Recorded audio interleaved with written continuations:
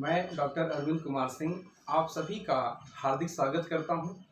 आज मैं आपको एक ऐसे शख्स से मिलवाने जा रहा हूं जिसके जीवन से, जिसकी तैयारी से आप निश्चित तौर पर प्रभावित होंगे। और ये हमारे बगल बैठे हैं बागपत से अमित जी, आपका बहुत बहुत स्वागत है। जी सर, धन्यवाद सर। और इनके बारे में इतना कहूँगा, पहले तो ये टीजीटी में पहले प्रयास में ये सफल हुए हैं। और दूसरी चीज़ ये कि इन्होंने पहले ही प्रयास में अभी ये पीजी कर रहे हैं और दूसरा पहले ही प्रयास में इन्होंने नेट भी क्वालिफाई किया है। तो निसंदेह रूप से अगर हमसे बात आप कर रहे हैं जी तो विषय निसंदेह रूप से इतिहास ही है। नहीं सर, बिल्कुल निसंदेह रूप तो से इतिहास। आप अमित जी जो है बताएं, जो है आपके साथ को बहुत लोग देख रहे हैं। जी सर। और मैं चाहूँगा कि आप भी इस दौर से गुजरे हैं जब द्वंद्व रहता रहा होगा मन में कि तैयारी कैसे करें और कैसे सफलता मिले। जी सर। और आपके बारे में सुना है कि आपके पास किताबें भी नहीं हैं। जी सर। तो कैसे जो है आपने ये सब किया इतने कम समय में? बताइए जरा सा ये सब चीज़ें मुझे एक बार विस्तार से। निसंदेह रूप से सर, इसमें इतिहास विषय में जो मेरी रुचि जो जागृत हुई है, उसका पूरा का पूरा श्रेय जो है वो मैं आपको देना चाहता हूँ सर। धन्यवाद। असल में मेरे सामने दुविधा थी कि जैसे 2021 में जो वैकेंसी आई थी, उसमें मुझे टीजीटी की तैयारी करनी थी। तो उसके लिए मैं खास तौर पे परेशान था इतिहास विषय को लेकर, क्योंकि इतिहास विषय की मेरी पहले भी कोई पृष्ठभूमि मैंने कभी पढ़ा नहीं था।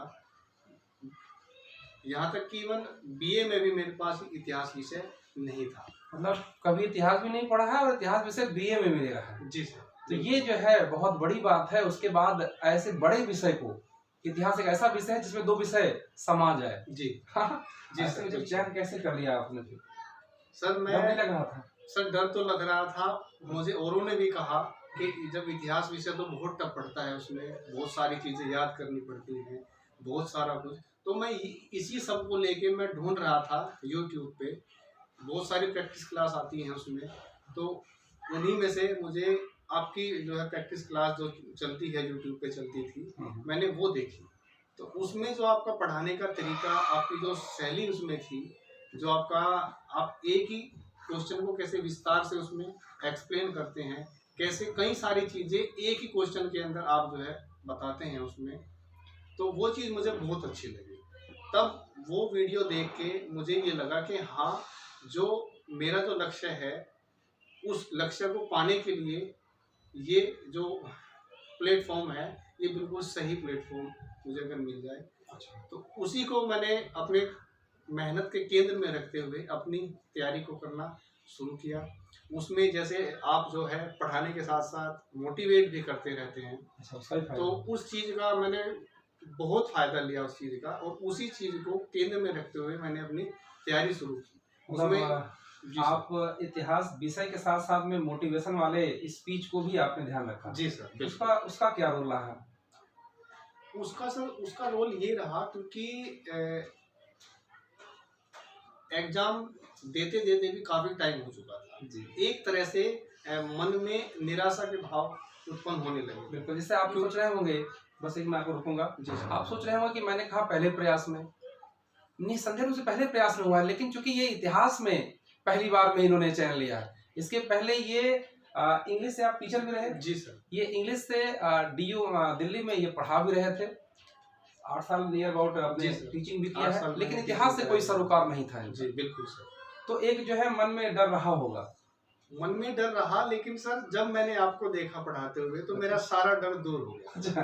हाँ, लगा सही जगह पहुंच गए। उसमें सर जैसे बहुत से कहते हैं कि फला किताब पढ़नी चाहिए, फला राइटर की किताब पढ़नी चाहिए, तो मेरा मन उस चीज़ में भी मतलब काफ़ी दुविधा में था। तो लेकिन आप एक चीज़ उसमें बार बार कहते थे, जैसे आप प्रैक्टिस क्लास कराते थे, कि जितनी ज़्यादा से ज़्यादा आप प्रैक्टिस करेंगे, आप सफलता के उतने ही नज़दीक पहुँचेंगे।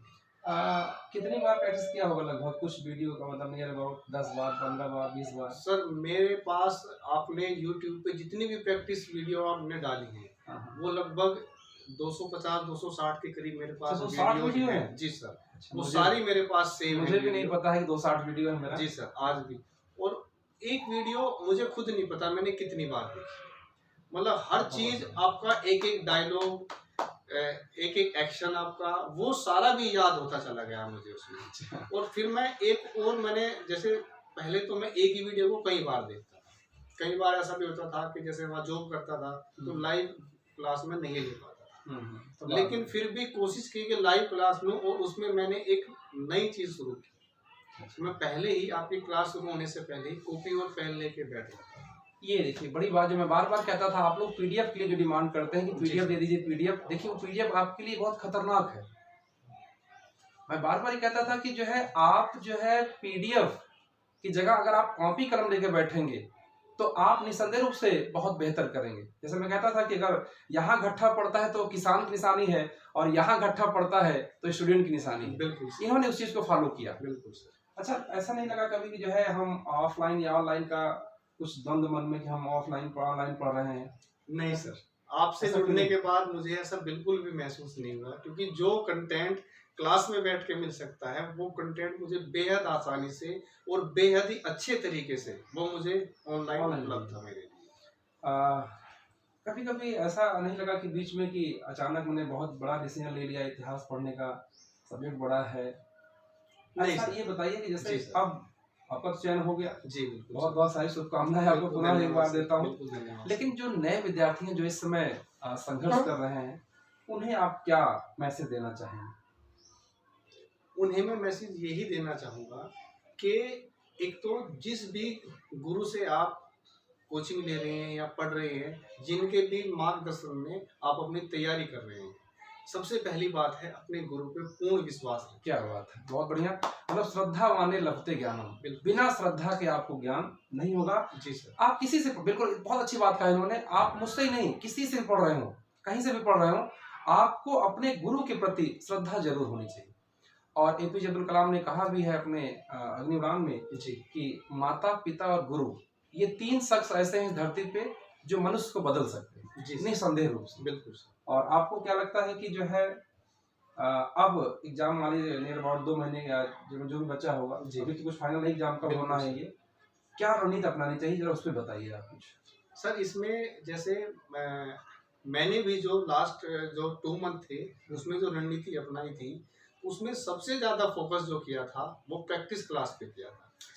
मतलब जो एमसीक्यू हैं उनकी प्रैक्टिस जितनी ज्यादा से ज्यादा आप कर सकते हो। इसमें जैसे आप लाइव क्लास लेते हैं तो मैंने उसमें एक नई चीज अपनाई कि कॉपी पेन में, क्योंकि जो 1 घंटे की क्लास होती है प्रैक्टिस क्लास, उसमें लगभग 24-25 क्वेश्चन आप कराते हैं विद एक्सप्लेनेशन वो कराते हैं। तो मैं पहले ही कॉपी में 1 से 25 तक नंबर लिख के बैठ जाता था। देखिए तरीका ये भी बढ़िया है जी कि 25 क्वेश्चन तो कराना ही कराना, सर को है 25 से 50-60 करा ही देते जी।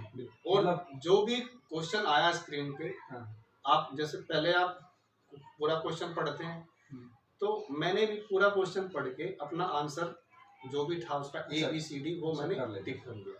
ऐसे मैंने पूरे 25 क्वेश्चन किए। फिर मैं लास्ट में अपना मूल्यांकन करता था कि इस लाइव क्लास में मैंने कितने क्वेश्चन सही किए हैं। तो इससे भी मेरा जो मनोबल था वो लगातार बढ़ता था, क्योंकि शुरुआत में ऐसा हुआ कि मुझसे 15-16 क्वेश्चन ठीक हो पाए, लेकिन एक सिचुएशन मेरी ऐसी भी आई कि मैं 25 में से 25 क्वेश्चन मेरे सही। क्या बात है, मतलब सोचिए स्टार्ट किया इन्होंने 0 से और टॉप पे पहुंच गए थे, मतलब 25 में 25 सही करते थे। मैं चाहूंगा कि जो है अपना विद्यालय का नाम भी बताएं और जी आप कहाँ से हैं, बचपन से बताइए आप। मेरा जो गृह जनपद है वो बागपत है, जो कि एक पूर्णतः ग्रामीण पृष्ठभूमि का इलाका है, और मैं भी स्वयं एक किसान परिवार से हूँ। और मेरी जो नियुक्ति हुई है मेरे अपने गृह जनपद में ही हुई है, और मेरे विद्यालय का नाम है आर्य विद्यालय इंटर कॉलेज टेढ़ा। आर्य विद्यालय नहीं है, बागपत में ही है, टेढ़ा में। बिल्कुल। चलिए बहुत बढ़िया। अगर किसी को कोई संदेह भी होगा तो पता कर सकता है कि हम वहीं पे टीचर हैं। तो जैसे कभी कभी लोगों को लगता है कि ऐसा तो नहीं किसी जगह बैठा दिया सर हमें जो है गाइड कराने के लिए, तो ऐसा बिल्कुल नहीं है। और यहाँ तो लोग जो है कई बार लोग हम उनसे इंटरव्यू नहीं ले पाते हैं। कोशिश करूंगा कि जो है अम्मी जैसे लोग जब भी इस तरह आए आपको जरूर इनसे रूबरू करवाऊंगा। एक अंतिम बात और पूछना चाहूँगा, किताब नोट्स आपने जैसे बताया कि बहुत कम पढ़ी, तो पूरा कमांड कैसे कर पाए? मतलब इतिहास आप जानते भी नहीं थे और किताब भी नहीं पढ़े, केवल नोट्स और प्रैक्टिस दम पे आप यहाँ तक पहुँच गए। सर सबसे पहले जो मैंने नोट्स बनाए मैंने नोट्स खुद अपने आप लिख लिख के अपने आप से बनाए। ओके। और वो भी जो आपकी लाइव क्लासेस जो होती थी, वो क्लासेस देख देख के मैंने वहां से नोट्स तैयार किए। पूरा। और उसमें उसका जो की पॉइंट था वो आप भी बहुत अच्छे से जानते हैं सर, जो आपकी ट्रिक्स होती हैं अच्छा, वो बेहद ही मतलब लाजवाब। और कितना भी कठिन कंटेंट हो, वो जिस तरीके से आप उसको आसान बना देते हैं, वो चीजें, क्योंकि आप खुद कहते भी हैं। मैं देखिए, मैं ऐसे किसी के कहने से या उससे कोई बात नहीं है, मैं अपने मन से कह रहा हूँ ये चीज़ कि आप नहीं। हाँ, आप कहते हैं कि मैं इतिहास पढ़ाता नहीं हूँ, मैं इतिहास याद कराता हूँ। याद कराता। बिल्कुल सर। तो इसमें तो मैं पूरा श्रेय सर आपको देना चाहूंगा कि आपने एक बिल्कुल अनजान विषय को मेरे लिए इतना रुचिकर विषय बना दिया कि इससे अच्छा विषय मुझे नहीं लगता सर। जी, बहुत बहुत, और मुझे भी खुशी हो रही है आपसे बात करके। हालांकि इसके पहले बहुत लोग फ़ोन किए हैं जिनका चयन हुआ है, तो मैं इग्नोर कर देता था। उसके लिए मैं इस मंच से कह सकते हैं खेद व्यक्त कर रहा हूँ। लेकिन आगे अब जो भी मुझसे मिलना चाहेगा, ज़रूर मैं नंबर प्रोवाइड करा दूंगा और ज़रूर मिले, क्योंकि इनसे मिल करके मुझे और ऊर्जा आई आज, और मैं और बेहतर करने का प्रयास करूंगा अपने टीचिंग स्किल में, और कोशिश करूंगा कि जितना मैक्सिमम प्रयास कर सकूं आपके सफलता में, वो मैं अपना बेस्ट देने का प्रयास करूंगा। अमित जी, आपको बहुत बहुत धन्यवाद। और आपने समय निकाल के, सोचिए बागपत से आए हैं ये सिर्फ मिलने के लिए कि नहीं चल करके मिल के आऊंगा, मिठाई और बागपत का गुड़ भी लेके आए थे ये, तो बहुत अच्छा लगा जो है। इसके लिए भी आपको बहुत बहुत धन्यवाद जो है। बिल्कुल सर, आपका जो है, और जब भी आप इलाहाबाद आइएगा जरूर संस्थान में आइएगा और एक बार मुलाकात होगी हमारी फिर आपसे। जी सर, बिल्कुल। और कोशिश करिएगा कि आप जहाँ भी रहिए विद्यालय में, वहाँ अपनी एक अलग छाप छोड़िएगा जरूर। नहीं, बिल्कुल सर। और क्योंकि जो है शिक्षक जो है वो राष्ट्र के निर्माण में सबसे बड़ा योगदान उसका। जी सर। और आप हाई स्कूल इंटर पढ़ा रहे हैं तो बच्चा वहाँ पे वही बनता और बिगड़ता है। जी। कहा जाता है कि बच्चा अगर हाई स्कूल इंटर में जो बनना बिगड़ना होता है वहीं बिगड़ता, वहीं पे उसके भविष्य का निर्धारण होता है। तो आप ऐसी पीढ़ी को जो है पढ़ा रहे हैं जो निश्चित तौर पे आगे चल करके राष्ट्र के निर्माण में सहायक होंगे। तो मैं चाहूंगा कि आप जो है ऐसे बच्चों को एक अच्छी दिशा दीजिएगा कि वो भविष्य में बेहतर प्लेटफॉर्म पर पहुंचे। बिल्कुल सर। बहुत बहुत धन्यवाद आपका। धन्यवाद सर। बिल्कुल सर।